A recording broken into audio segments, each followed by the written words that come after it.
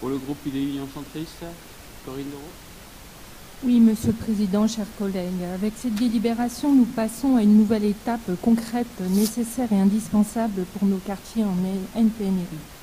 Indispensable en effet, car il est fondamental de démontrer le partenariat qui doit exister entre l'État, la région et l'Agence régionale de renouvellement urbain.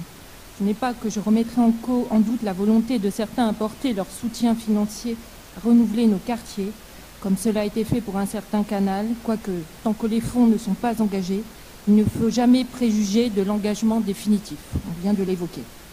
Cette convention est donc une nouvelle preuve pour nos quartiers dans un climat où nous reviendrons avec la motion en fin de séance, où nous pouvons craindre pour la capacité de nos quartiers à se renouveler. En effet, comment demander à nos bailleurs sociaux de démolir alors que leurs ressources financières sont diminuées, sans perspective donc de reconstruction? Parfois, ils sont les principaux propriétaires du dit quartier en NPNRU, comme pour ma ville. Outre cette difficulté urbanistique, que dire du pan économique qui touchera le BTP sans projet de reconstruction d'ampleur? Pourtant, chacun avait convenu qu'il ne fallait pas en rester au renouvellement urbain.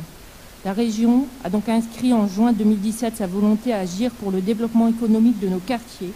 Le BTP pouvait donc être un levier.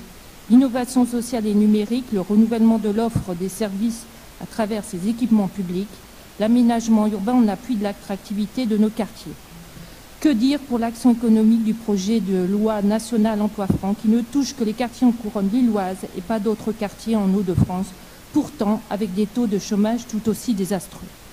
Mais au-delà de cette stratégie logement à préciser, que dire aux collectivités pour lesquelles ces projets de renouvellement urbain annonceront un risque de perte de population, au mieux temporaire, avec un tiers de leur future dotation, dont les règles de calcul doivent encore être précisées pour remplacer la taxe d'habitation.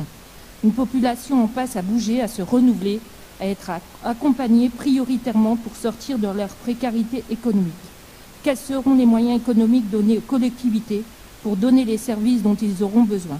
Trouveront-elles les partenaires pour reconstituer leur offre de logement?